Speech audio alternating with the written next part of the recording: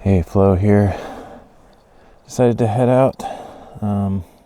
Super nice, bright, sunny day, but it's I shouldn't say very cold, but it's fairly cold out, but still nice with got some blue sky and puffy white clouds. Anyway, I had a few hours and I felt like I could get out today, so may as well take advantage of what weather there is. Oh, weird. So up there's like no signal. I was having a hard time doing anything. Down here, it's actually more bars. So, well, that's a good thing. I hopefully can get the slides working. This won't be a live stream because it's not good enough for that, but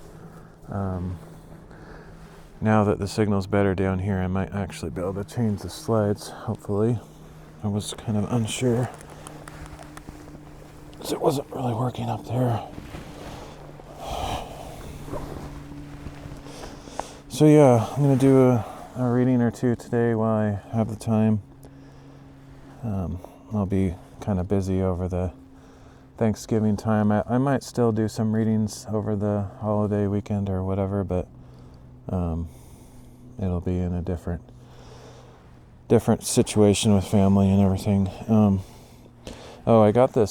I found this sling at a store. I think it's made for guns, but it's kind of generic and it attaches to the belt. I kind of like it. It works sort of like a suspender too. When I'm doing the live streaming thing and have like a million things in my pocket, kind of weighs my pants down. It's kind of nice, but anyway, it's not ideal necessarily. I bought the cheapest one I could find. There were some other fancier ones that would have been like a lot better, but I think it'll work. But anyway, it allows me to have my big microphone attached to the front, so I don't have to like hold that anymore, which is a big deal for me. I know it's kind of boring technical stuff for anybody watching, but anytime I can improve my streaming setup, it's kind of exciting.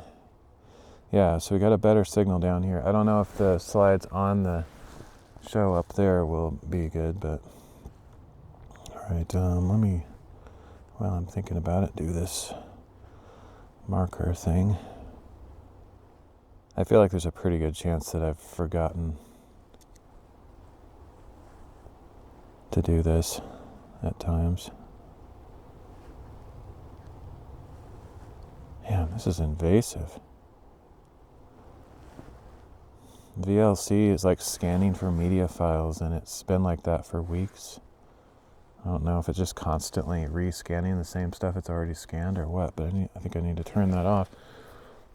I thought when I first turned it on, I thought it'd be cool for it to discover all my music so I could maybe try out using it as a music player, but no, it sucks. It sucks.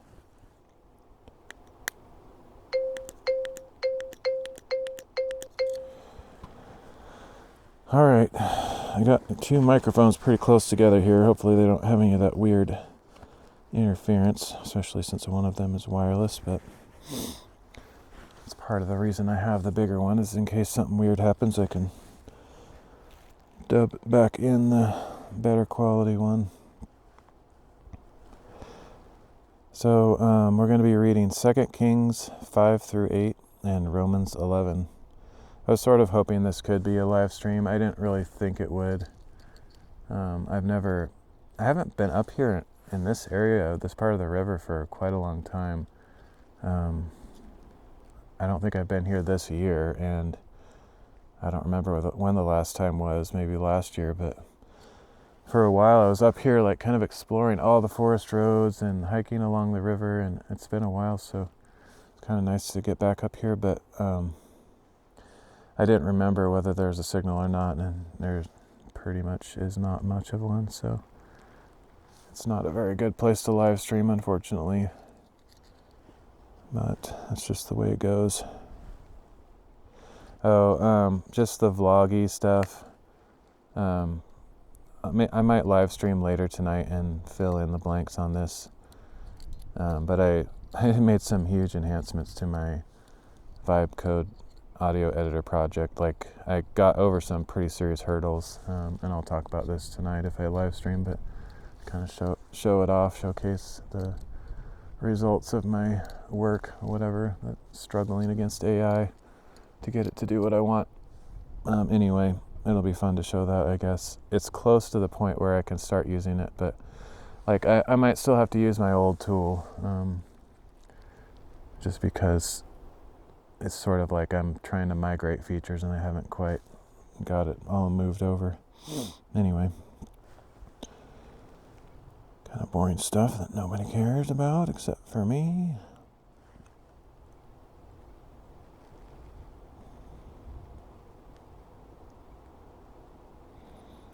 I still haven't figured out this solution. There's this guy, I'm not very good at remembering people's names because I don't really follow people because I'm like, I don't know what the word is.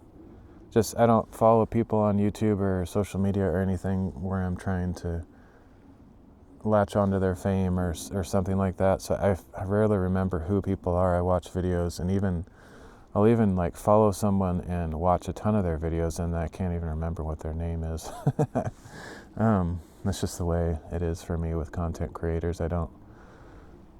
Unless I've made friends with somebody where I'm actually talking to them, I don't really pay much attention to who they are. But anyway, this guy I've been followed for a little while does these like really cool military grade radios with like mesh, and I don't know, I can't remember all the technologies, but if I ever get some money, I'd be very tempted to buy one of those things because they work kind of like a Wi-Fi router type of thing out in the field, except with longer range. And I don't know, I'd have to like maybe try to contact the guy and tell my live streaming scenario and just say, hey, would this work to have like a local network for this slide app that I'm using? Because that would be sick if I could just like hook that up. Even when there's no internet, it would just sort of make a virtual connection between my phones. That would be very helpful. So I might check that out, next year or something, if I'm still doing this. I don't know. I have a hard time stopping. Like, even though it feels kind of lackluster and not much going on my channel, don't have a lot of viewers or interactions, I still just like do it anyway.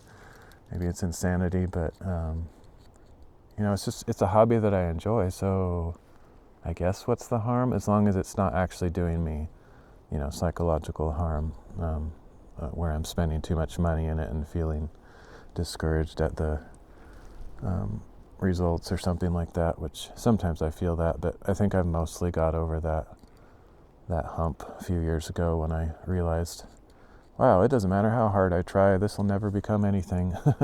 I kind of just learned that.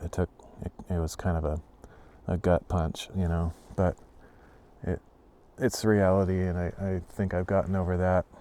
I see another place I might live stream it or do a recording down there after this. Anyway, I don't think it's that harmful to me, but I try to keep an eye on that because I want to make sure I'm not making my mental situation worse than it is, because I already struggle enough with different life challenges. Okay, let's do this reading.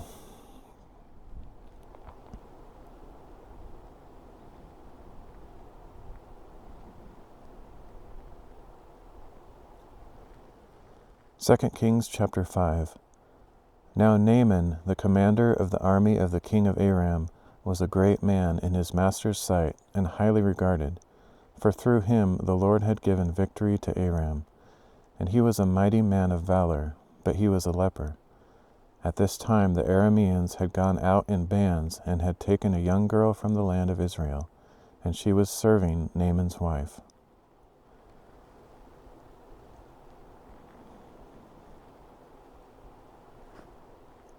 She said to her mistress, "If only my master would go to the prophet who is in Samaria, he would cure him of his leprosy." And Naaman went and told his master what the girl from the land of Israel had said.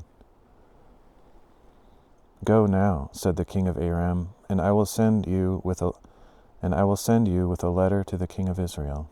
So Naaman departed, taking with him 10 talents of silver, 6,000 shekels of gold, and 10 sets of clothing. And the letter that he took to the king of Israel stated, "With this letter I am sending my servant Naaman, so that you may cure him of his leprosy." When the king of Israel read the letter, he tore his clothes and asked, "Am I God, killing and giving life, that this man expects me to cure a leper? Surely you can see that he is seeking a quarrel with me." Now when Elisha the man of God heard that the king of Israel had torn his clothes, he sent a message to the king, "Why have you torn your clothes? Please let the man come to me, and he will know that there is a prophet in Israel." So Naaman came with his horses and chariots and stood at the door of Elisha's house. Then Elisha sent him a messenger who said, "Go and wash yourself 7 times in the Jordan, and your flesh will be restored, and you will be clean." But Naaman went away angry, saying, "I thought that he would surely come out, stand and call on the name of the Lord his God, and wave his hand over the spot to cure my leprosy. Are not the Abana and Pharpar, the rivers of Damascus, better than all the waters of Israel? Could I not have washed in them and been cleansed?"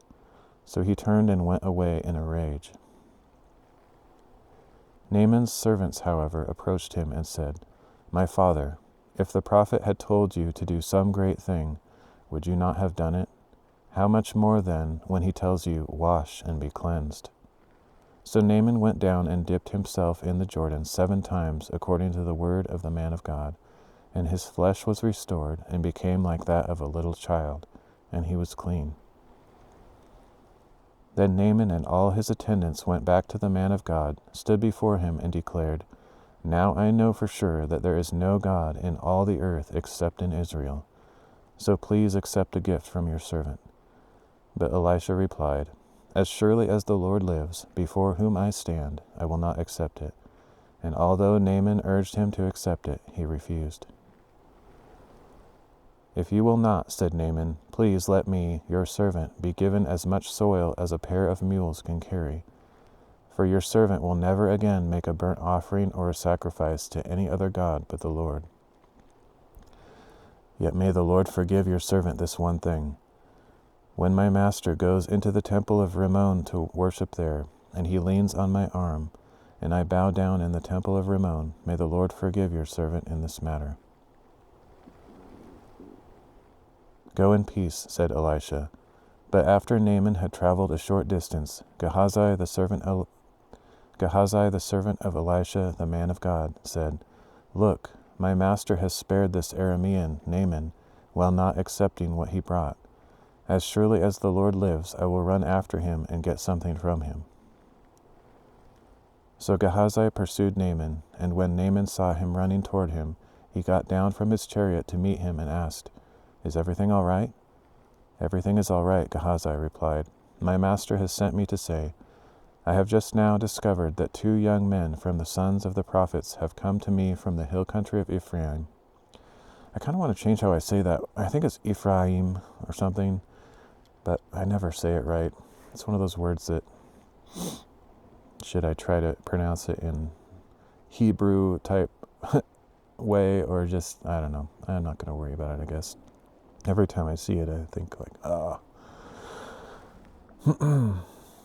"My master has sent me to say, I have just now discovered that 2 young men from the sons of the prophets have come to me from the hill country of Ephraim. Please give them a talent of silver and 2 sets of clothing." But Naaman insisted, "Please take 2 talents. And he urged Gehazi to accept them.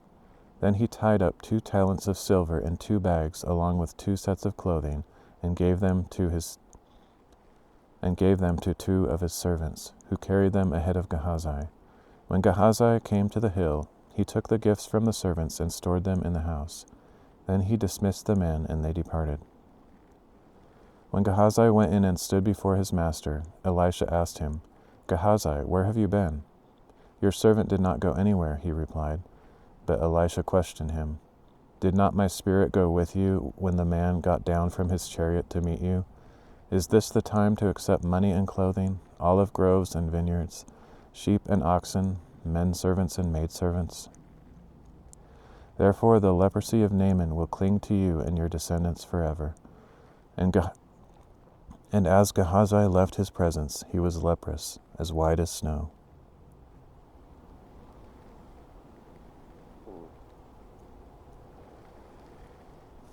I couldn't remember how that story ended. It definitely didn't sound right. Like, my memory sucks, and I haven't read the prophets in quite a while. Or this isn't really the prophets, it's 2 Kings, but kind of the beginning of that era, and or around that time. I couldn't remember, if Elisha approved of him going, or, obviously he didn't, and it definitely, that's what I was thinking, he might have responded and not commissioned or accepted the mission that Gehazi went on. Anyway, that's too bad for him, because it seems like he was with Elisha for quite a while and part of the story, and then he just made a poor choice at the end, and I don't know if he'll still be in the story later or not, but we'll find out shortly, I guess.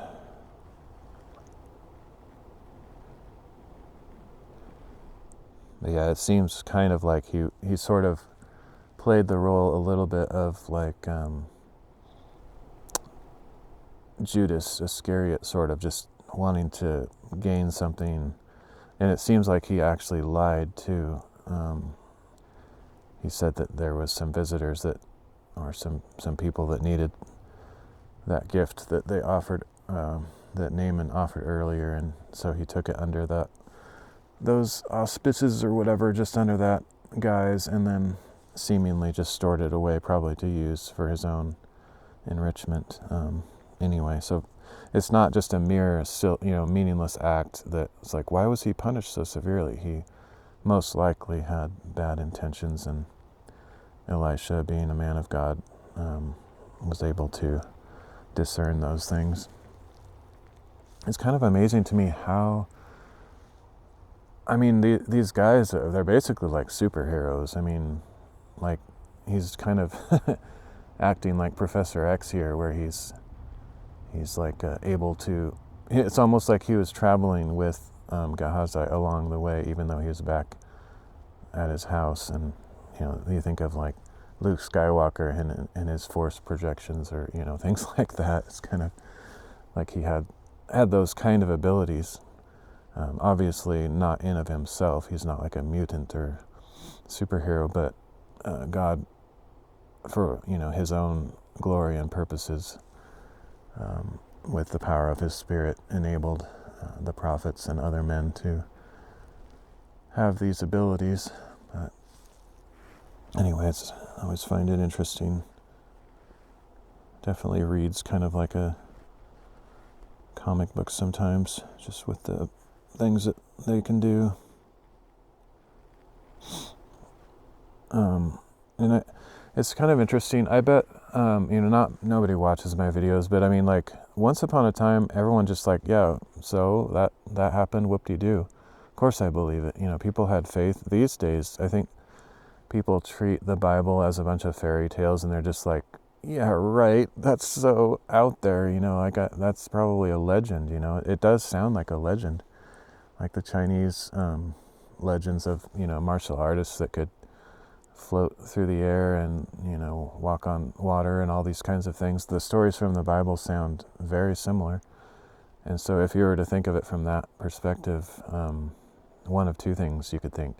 They're all true, and the Chinese legends also had somewhat supernatural happenings, or one kind of copied the other, kind of competing, from my perspective, just because of, the way I was raised in my faith in God, the one true God of the Bible. I believe everything in the Bible actually happened exactly as it said. It's not just a bunch of stories for, entertainment value or teaching morals. I believe these things actually happened. And you can kind of tell, like if you just use your critical thinking, it's not written in a legendary way, particularly. Like there's just like incidental details that they could have left out because they're not really important to the message of the story. But you can tell it's written as a narrative, like an actual report or recording of historical events. And whether you believe that or not, like these days, you could just ask AI to write you a bunch of stories that resemble legends, and it could do that, in a snap, and it would be just as believable or just as unbelievable. But anyway, yeah, it's just my choice by faith to accept that, and it's kind of a sad thing for me to see this happening in our culture and in the world. The skepticism is so high these days and the AI and the stuff on YouTube and all the things that you see, you question everything, and understandably so. I think we should keep that skeptical mind. I think there's value in it. But at the same time, it's sad to see the general population kind of moving away from belief in historical Christianity because so much is lost, and it's I grew up right at the right time on the cusp of when it changed, when it shifted. My parents and my generation, generally speaking, definitely my parents are part of the generation that totally was, they all went to church for the most part, and they grew up learning all the Sunday school stories and faith in the Bible and in God and all that stuff. And I was part of that too, because they were my parents in it. And then right around the middle of, I don't know how old I was, but just at a certain point it kind of shifted. I'm sure someone that's written history, analyzed all this, could tell you the exact turning point. But everyone just started questioning everything. They stopped going to church, and they, I don't know, even though our America is still in some regards considered or called a Christian nation, or the primary religion is Christianity, that's kind of, I don't know, I don't really give that much credibility these days, because when you just talk to random people, they might say, oh yeah, I believe in God or something, but as far as their actual beliefs, if you question them on specific things about the Bible, they probably think like, yeah, I don't know, I don't really believe in that, I guess I believe in God or something, something really generic. And most people don't go to church, so they don't even know most of what's in the Bible. And it's just sad to me to see that cultural shift, because it's not just culture and tradition that we're losing. This is really our best way to connect with the God of the universe who made us, and trust and belief in Him is salvation. So if you start questioning Him and picking things apart, you're essentially saying that you don't trust in Him and that what He says is true. And then how far do you take that? Like when it starts to, when the topic turns to things of Christ, of Jesus, the man who actually lived over 2,000 years ago on earth, which that's not really disputable. That's historical fact that He lived, and I don't think most people would bother to try to argue that. But what they will probably argue is, well, he was probably just like Buddha, just a regular guy who had a bunch of people around him who enjoyed writing stories, and they, it's kind of like a big fish story that it just kept getting crazier and crazier each iteration, and then, thousands of years later, he's like this miracle worker. In reality, he was just a teacher or something. I could see how people could come to that conclusion. It's actually logical, because that has happened in history, and we have examples of that. But the thing is, if you don't believe in the miracles of Christ, all of Christianity and the Bible has no real value for you, because as it says, I can't remember where it is, to be honest, because I'm really bad at remembering. Might be in 1st or 2nd Peter or Romans, I don't know, but I think it's in one of the Peters, possibly. But anyway, it says if Christ is not raised, then no one is raised. And if there is no resurrection, then there's no hope for anyone. We all just die, and there's nothing afterward. So if you don't believe in any supernatural stuff, that includes Christ and his abilities and his significance. And if you do believe in Christ and everything that he did, like he can walk on water, he can heal sick people, but you don't believe in Elisha healing sick people, like why not? What's the difference? Like, if you believe that miracles are possible with the right power behind it, which is God, of course, then why couldn't God give that ability to anyone if he chooses to do so? You know what I mean? So you can't really have one without the other, is from a logical standpoint. Like if one is possible, so is the other. If God exists, if God made everything, like he's actually God, which that's the definition of God, by the way, is one who was not created, therefore he created everything. Like everything came after him, like he existed, and then everything else came into being, therefore he created it. If God exists and he created all things, then what could possibly be too hard for him? Nothing. Like he can do anything. Like he's beyond the laws of our nature. He created nature itself. He created the laws of nature. He created physics. He created matter. He created energy. You know, energy all proceeds from him. Like he is power. He's everything. And so if that's the case, then why can't he, empower men or cause miraculous things to happen? So anyway, I would just challenge you to think like, okay, if you believe that there's a God, but you don't believe that any of the stuff in the Bible is true, why not? Like, what's the logical reason for that? You kind of can't have both, really, because if God exists, then he can do anything. Nothing's too hard for him, including miracles. If things are too hard for him and he can't break the laws of physics or cause things to happen that are beyond our understanding, then he's not really God. Then why are we worshiping this being, that's just, what's the point of any of it? If he can't save us, if he doesn't have the power to raise us from the dead and reward us with life or death or any of that, then what's the point, And some people will say, oh, well, you're just convincing me not to believe in God. Well, I think it's important to not just say you believe in something and have it have no effectiveness or power in your life. Because as it says in the Bible, the demons believe and they shudder. The demons are the enemies of God. They hate God. They kill and destroy. But they believe in God. So belief in God does not save you. Just believing that he exists. You have to believe in his way, his path. You have to believe what he says. And so if you start picking apart what you think is right and wrong based on what you think is logical, and start saying, like, I don't believe these words of God because they don't make sense to me, according to my scientific observations or according to my critical thinking, then how far are you going to take that? And what's the point of faith if you can't even trust the one you have your faith in? Like, you're constantly questioning him and thinking he's not worthy of your trust, essentially, is what's going on. And so anyway, I would just encourage you to revisit that topic and really delve into it. And, hopefully you can find God in that, talk to him about it if you're able to reach out that way.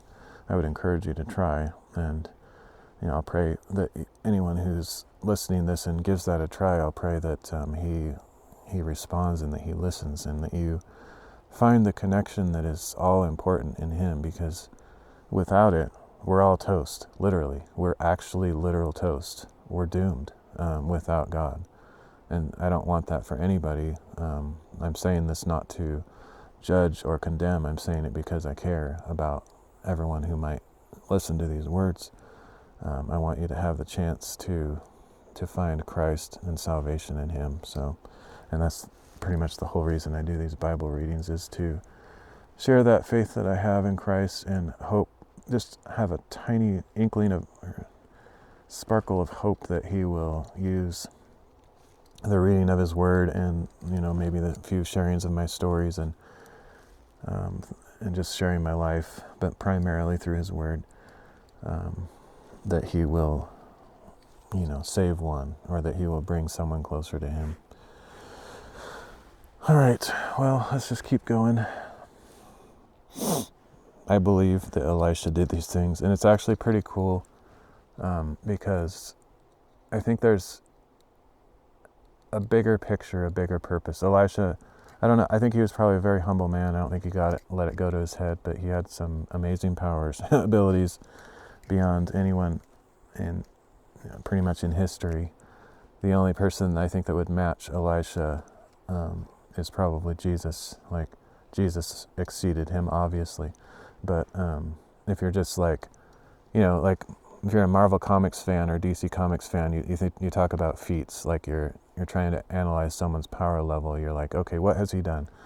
Superman has moved to the moon, and Superman 4, Hulk has smashed a planet with his fist, and those kinds of things.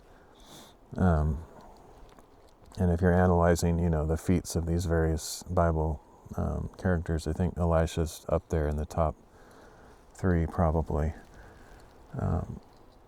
So it's kind of cool to read, but you might think, well, what's the purpose of that? Why did God so highly empower this one man? What was the point of that? I think a big purpose of that, aside from just being like his spirit and his testimony in Israel and Judah in a time where basically everyone had lost faith, and you might see a parallel to that to our modern times, like everyone's losing faith. We need voices like this. I wish I had more power and authority and spirit blessing so that I could be a voice like that, but I'm just kind of a nobody, and I don't want that significance for myself, but I wish that I could be a light in the darkness. But I'm not one of those. There are people out there, great preachers and great teachers, and even just elders at your local church. They're very wise and loving and caring. I actually consider those people to be the great ones, not the speakers who have 10,000 people going to their church and TV shows. I think those humble, simple people who have no fame, those are the people I look up to, and those are the ones I want to be like. And I hope that someday I can have that kind of wisdom in me to share with people younger than me, and pass on what I have so that that light doesn't go out in the world. I think that's what we should try to do as Christians, is try to pass it on so that the next generation can do the same, and it just keeps going and going, and so that the light of Christ still has someone to hold the candle, and of course, God doesn't need us to do that, like in order to make his salvation known. Like, he'll do it anyway, but he invites us to be part of his story, and to, like, he tells us to go and make disciples and to preach the gospel. So while he doesn't necessarily require us to do that in order for his plan to unfold, he invites us to do so, and he does even command us to do so. And so that's why I do it. I can't, like, if I don't do it, I'm disobedient to the God that I believe in, which of course I am anyway. I'm very, very sinful and stupid a lot of the time, but that doesn't give me the excuse to say, well, I guess I can't do it anyway, so I won't even try. I try, I gotta try. I gotta try to do what I know he wants me to do, even if I don't do it very well.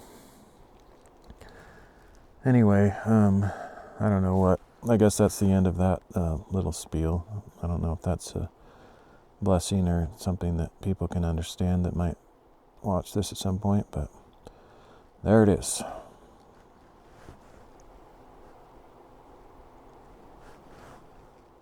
Oh, sorry, I know I'm blabbing, but one thing I was going to say, not only is it to have a light in a dark time, I don't think that's the only reason that God gave those abilities to Elisha and Elijah and other prophets and people like that. I think it's also to be like a foreteller or forebearer of Christ. And in Elisha's case, I think that's very obvious. Like, I think I've heard this and read this before, but I forget everything I read. I forget everything I study. I have to encounter it fresh and new at each time, because my memory just drops things out like pockets with holes in them. But I think Elisha was sort of meant to be an image of Christ, because it's pretty obvious Elijah his master, the one that came before him, is obviously like John the Baptist is kind of linked to him. And so logically then, the one that follows John the Baptist is Christ, and the one who follows Elijah is Elisha. And there's so many parallels. Like, look at this. I mean, the stories that we're reading, they're almost like exact replicas of the miracles of Christ, like raising the dead, healing the sick, causing infinite food, the infinite oil jar, just like Jesus feeding the 5,000. They're very similar miracles. It's crazy. Even like strikes the water with his staff or whatever, and it parts the waters. I mean, just all these, amazing things. That one's more like a Moses parallel, but yeah, there definitely seems to be a parallel between Elisha and Jesus. I'm not a scholar, so I can't draw all those conclusions, but it's very obvious that I think one of the reasons that we have that in the Bible is for the Jews, for Israelites. And if you're a Jew, like, pay attention. These patterns are there so that when the Messiah came, we could recognize him. Elijah had to come first, and then he came. And John the Baptist was, in the sense, Elijah in that sense. They're still waiting for Elijah, from what I understand. I'm not like an expert on Jewish culture, but I've heard that they set a place on their table for Elijah in some of their traditions, and they consider that he will actually return. Like, probably they kind of think like maybe he'll come back in that chariot of fire or something, like just he'd never died, and so he'll come back someday. And but what they don't understand is that they missed that event already with John the Baptist, who was preparing the way for the true Messiah, who is Jesus Christ. And if you look at the parallels, there's so many. Just analyze it for yourself. And I hope that some people from Israel, Jews, will return to their true faith, and that would be the completion of all the prophecies in Christ, and the sacrifices being met by him and his death on the cross for us. All of that, it's just completely fulfilled. And anyway, let's finish this reading today. Maybe it's getting really cold. I don't know if I'll be able to do a second reading, because it suddenly got really cold. I'll probably zip up my coats and last a little longer, but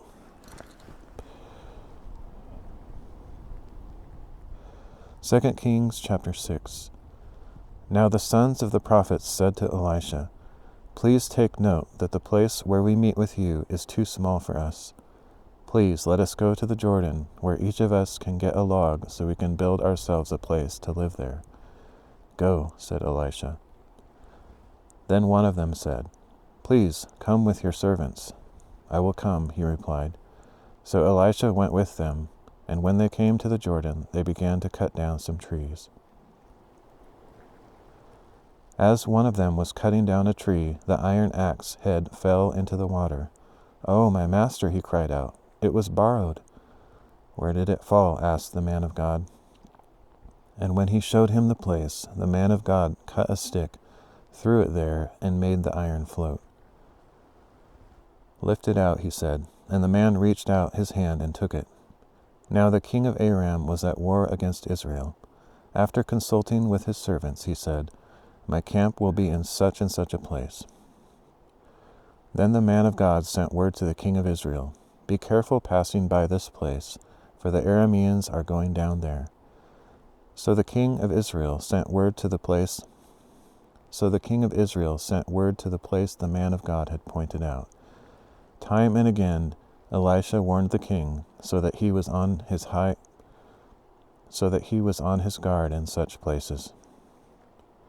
For this reason the king of Aram became enraged and called his servants to demand of them, "Tell me, which one of us is on the side of the king of Israel?" But one of his servants replied, "No one, my lord the king, for Elisha the prophet in Israel tells the king of Israel the very words you speak in your bedroom." So the king said, Go and see where he is, that I may send men to capture him." On receiving the report, "Elisha is in Dothan," the king of Aram sent horses, chariots, and a great army. They went there by night and surrounded the city. When the servant of the man of God got up and went out early in the morning, an army with horses and chariots had surrounded the city. So he asked Elisha, "Oh, my master, what are we to do?" "Do not be afraid," Elisha answered, "for those who are with us are more than those who are with them." Then Elisha prayed, "O Lord, please open his eyes, that he may see." And the Lord opened the eyes of the young man, and he saw that the hills were full of horses and chariots of fire all around Elisha. As the Arameans came down against him, Elisha prayed to the Lord, "Please strike these people with blindness." So he struck them with blindness according to the word of Elisha. And Elisha told them, "This is not the way, and this is not the city. Follow me, and I will take you to the man you are seeking." And he led them to Samaria. When they had entered Samaria, Elisha said, "O Lord, open the eyes of these men, that they may see." Then the Lord opened their eyes, and they looked around and discovered that they were in Samaria. And when the king of Israel saw them, he asked Elisha, "My father, shall I kill them? Shall I kill them?" "Do not kill them," he replied. "Would you kill those you have captured with your own sword or bow? Set food and water before them, that they may eat and drink, and then return to their master." So the king prepared a great feast for them, and after they had finished eating and drinking, he sent them away, and they returned to their master. And the Aramean raiders did not come into the land of Israel again. Sometime later, Ben-Hadad, king of Aram, assembled his entire army and marched up to besiege Samaria.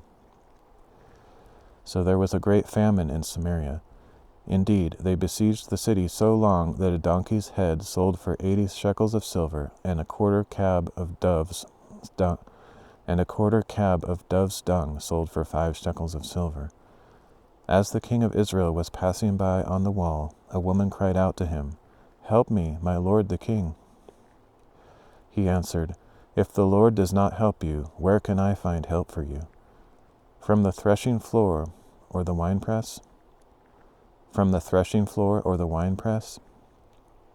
Then the king asked her, "What is the matter?" And she answered, "This woman said to me, 'Give up your son, that we may eat him, and tomorrow we will eat my son.' So we boiled my son and ate him, and the next day I said to her, 'Give up your son, that we may eat him.' But she had hidden her son. When the king heard the words of the woman, he tore his clothes. And as he passed by on the wall, the people saw the sackcloth under his clothes next to his skin. He announced, 'May God punish me, and ever so severely, if the head of Elisha son of Shaphat remains on his shoulders through this day.' Now Elisha was sitting in his house, and the elders were sitting with him. The king sent a messenger ahead, but before he arrived, Elisha said to the elders, Do you see how this murderer has sent someone to cut off my head? Look, when the messenger comes, shut the door to keep him out. Is not the sound of his master's footsteps behind him?" While Elisha was still speaking with them, the messenger came down to him, and the king said, "This calamity is from the Lord. Why should I wait for the Lord any longer?"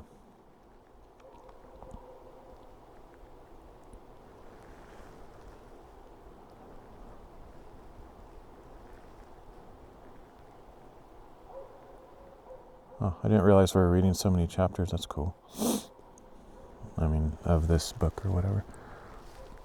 I guess I got kind of thrown off from that last reading because there was only a couple chapters, but that's because I had read the first part of the reading already and was just doing a makeup recording.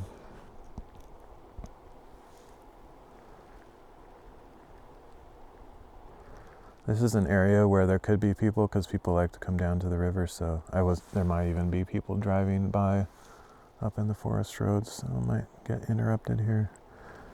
I can hear a dog out there, but I don't see it, and I don't see where its master is.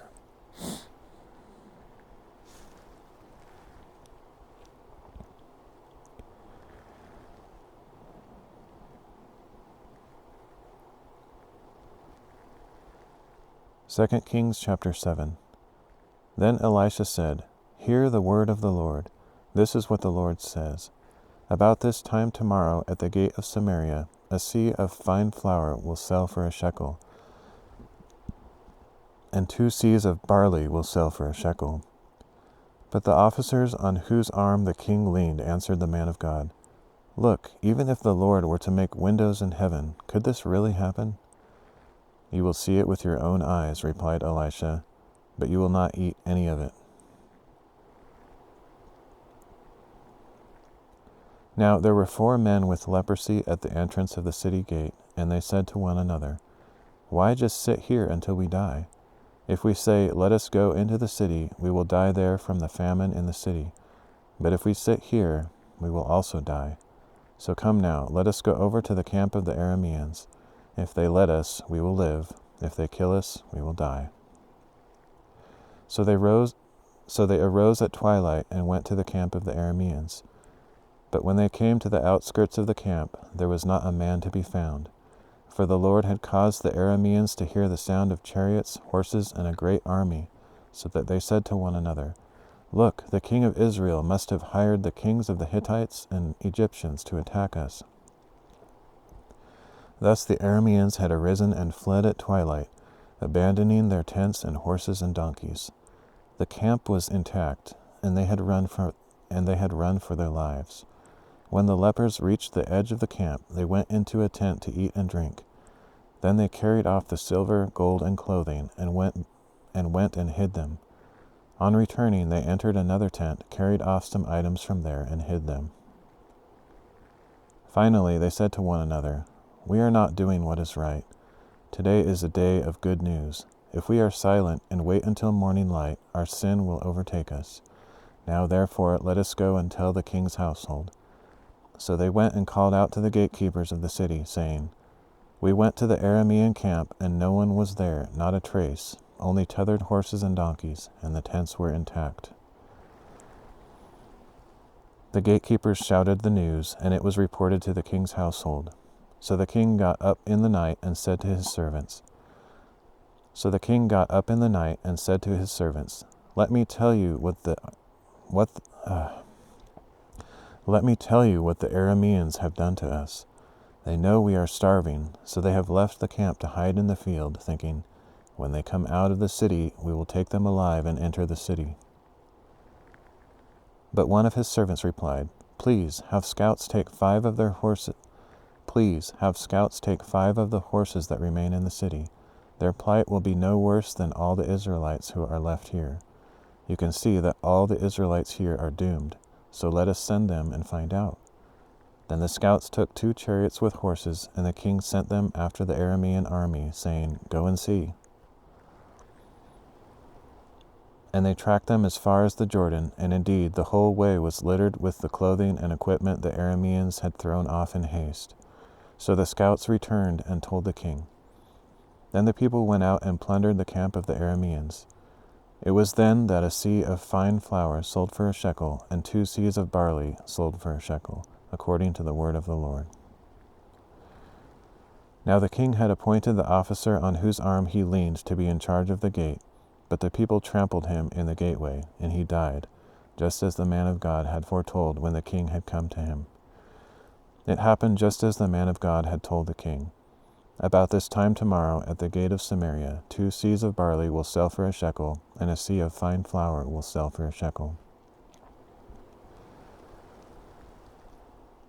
And the officer had answered the man of God, "Look, even if the Lord were to make windows in heaven, could this really happen?" So Elisha had replied, "You will see it with your own eyes, but you will not eat any of it." And that is just what happened to him. The people trampled him in the gateway, and he died.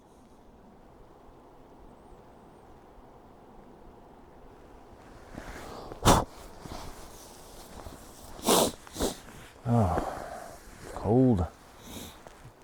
I wasn't planning to go out today at all because I knew it was going to be cold from the forecast. It was like in the 40s, I think. But when I looked out the window and saw the blue sky and the sun shining, it's like, oh, I can't resist that. But yeah, it's still cold. Sometimes that's the way it goes. It's in the winter, it's colder when it's sunny and warmer when there's clouds trapping the heat in, I guess.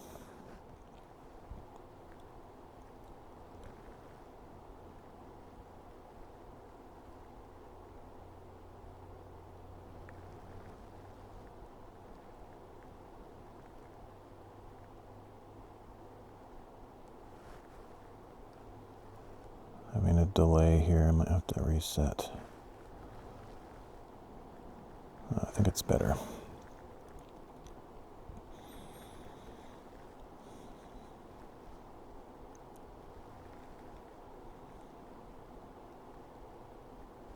Or not. Let's just try resetting.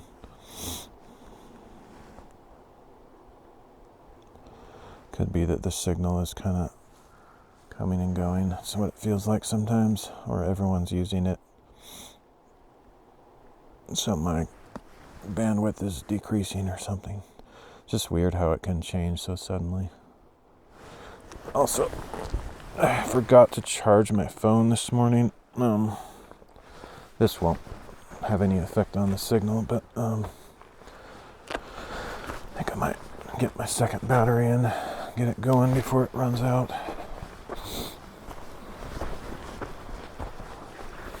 It's going to be a long stream, long recording, whatever. I need to come up with a word for these because they're kind of like live streams. Basically, they're identical to my live streams in the sense that I'm just recording them without editing and kind of talking as if someone might be listening, even though no one's here. And ironically, that's how my live streams are. So it feels basically the same to me. Sometimes I even wonder, is somebody lurking? But it's like, no, because it's not even going out. All right. Ooh. Technically, it might be going out on Kick, but if it is, it's probably like 2 frames here, 2 frames there. I have this setup that I use when I have basically no signal, where I'm technically streaming to Restream.io as kind of just a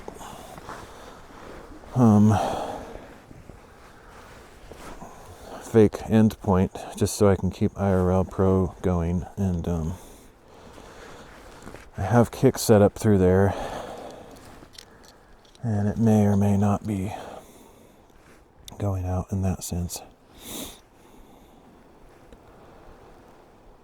All of a sudden I'm having signal issues though.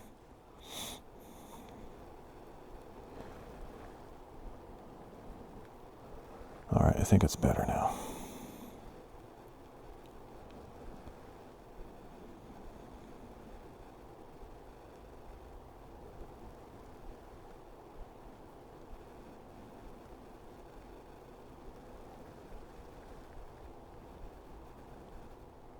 Second Kings chapter 8.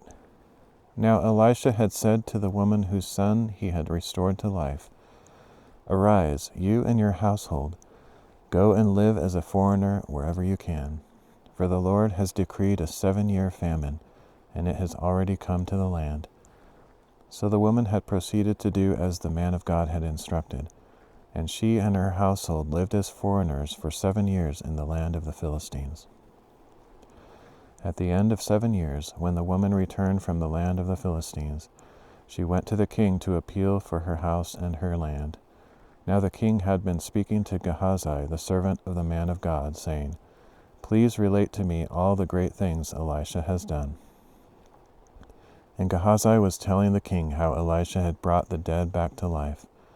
Just then the woman whose son Elisha had revived came to appeal to the king for her house and for Just then the woman whose son Elisha had revived came to appeal to the king for her house and her land. So Gehazi said, "My lord the king, this is the woman, and this is the son Elisha restored to life." When the king asked the woman, she confirmed it. So the king appointed for her an officer, saying, "Restore all that was hers, along with all the proceeds of the field from the day that she left the country until now." Then Elisha came to Damascus while Ben-Hadad, king of Aram, was sick, and the king was told, "The man of God has come here." So the king said to Hazael, "Take a gift in your hand, go to meet the man of God, and inquire of the Lord through him. Will I recover from this illness?" So Hazael went to meet Elisha, taking with him a gift of 40 camel loads of every good thing from Damascus. And he went in and stood before him and said, "Your son Ben-Hadad, king of Aram, has sent me to ask, will I recover from this illness?" Elisha answered, "Go and tell him, you will surely recover, but the Lord has shown me that in fact he will die."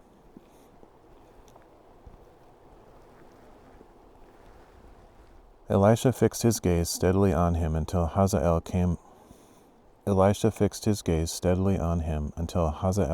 uncomfortable. Then the man of God began to weep. "Why is my Lord weeping?" asked Hazael. "Because I know the evil you will do to the Israelites," Elisha replied.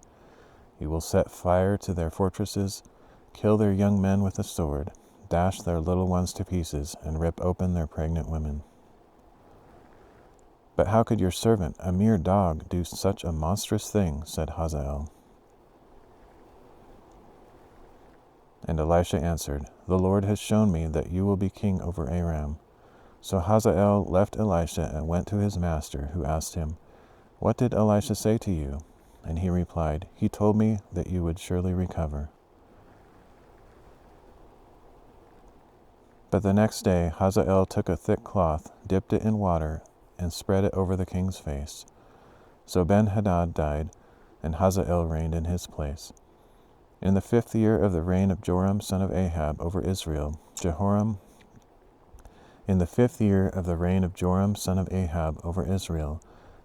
son of Jehoshaphat succeeded his father as king of Judah.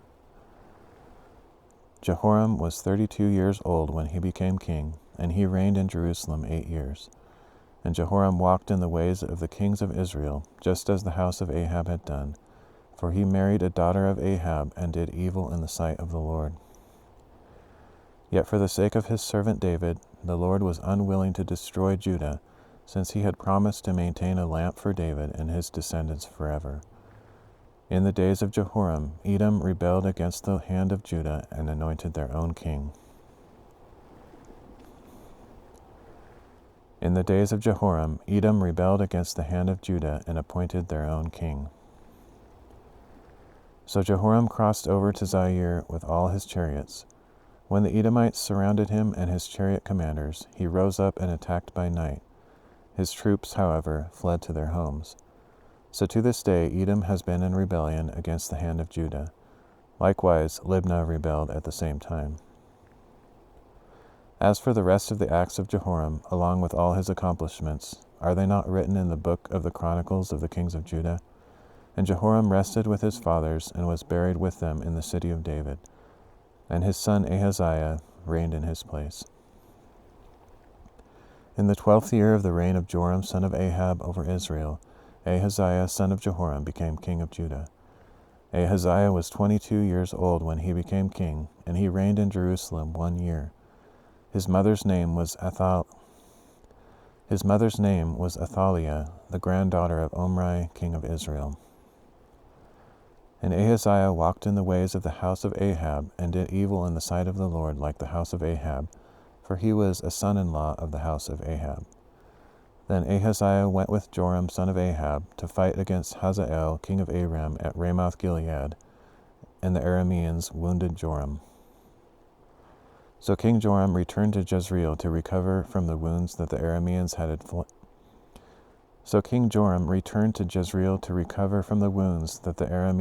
inflicted on him at Ramah when he fought against Hazael king of Aram. Then Ahaziah son of Jehoram king of Judah went down to Jezreel to visit Joram son of Ahab, because Joram had been wounded.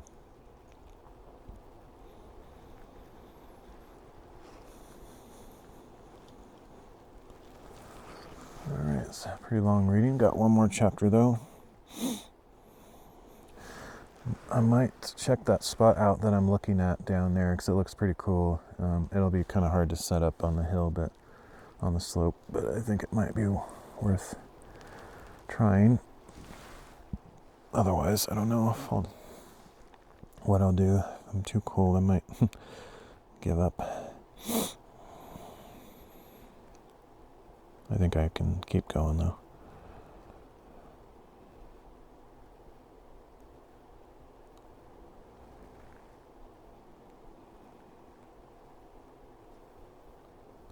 Romans chapter 11. I ask then, did God reject his people? Certainly not.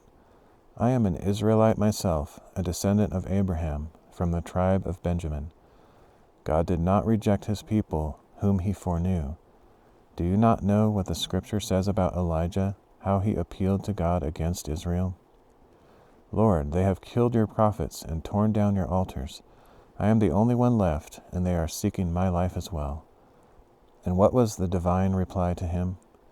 I have reserved for myself 7,000 men who have not bowed the knee to Baal. In the same way, at the present time, there is a remnant chosen by grace. And if it is by grace, then it is no longer by works. Otherwise, grace would no longer be grace. What then? What Israel was seeking, it failed to obtain, but the elect did. The others were hardened, as it is written, God gave them a spirit of stupor, eyes that could not see, and ears that could not hear, to this very day. And David says, may their table become a snare and a trap, a stumbling block and a retribution to them. May their eyes be darkened so they cannot see, and their backs be bent forever. I ask then, did they stumble so as to fall beyond recovery? Certainly not. However, because of their trespass, salvation has come to the Gentiles to make Israel jealous. But if their trespass means riches for the world, and their failure means riches for the Gentiles, how much greater riches will their fullness bring? I am speaking to you, Gentiles. Inasmuch as I am the apostle to the Gentiles, I magnify my ministry in the hope that I may provoke my own people to jealousy and save some of them. For if their rejection is the reconciliation of the world, what will their acceptance be but life from the dead? If the first part of the dough is holy, so is the whole batch. If the root is holy, so are the branches. Now if some branches have been broken off, and you, a wild olive shoot, have been grafted in among the others to share in the nourishment of the olive root, do not boast over those branches. If you do, remember this, you do not support the root, but the root supports you. You will say then, branches were broken off so that I could be grafted in. That is correct. They were broken off because of unbelief, but you stand by faith. Do not be arrogant, but be afraid. For if God did not spare the natural branches, he will certainly not spare you either.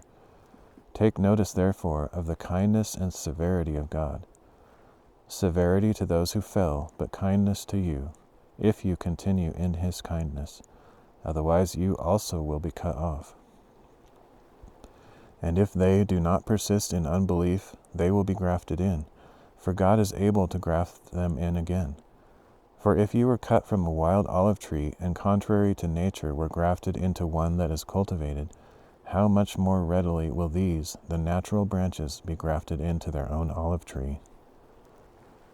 I do not want you to be ignorant of this mystery, brothers, so that you will not be conceited. A hardening in part has come to Israel, until the full number of the Gentiles has come in. And so all Israel will be saved, as it is written, the deliverer will come from Zion, he will remove godlessness from Jacob. And this is my covenant with them when I take away their sins. Regarding the gospel, they are enemies on your account, but regarding election, they are loved on account of the patriarchs. For God's gifts and his call are irrevocable, just as you who formerly disobeyed God have now received mercy through their disobedience. So they too have now disobeyed, in order that they too may now receive mercy through the mercy shown to you. For God has consigned everyone to disobedience, so that he may have mercy on everyone. Oh, the depths of the riches of the wisdom and knowledge of God! How unsearchable are his judgments and untraceable his ways! Who has known the mind of the Lord, or who has been his counselor? Who has first given to God that God should repay him? For from him and through him and to him are all things. To him be the glory forever. Amen.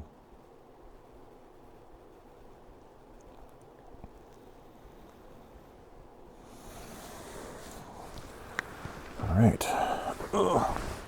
Made it.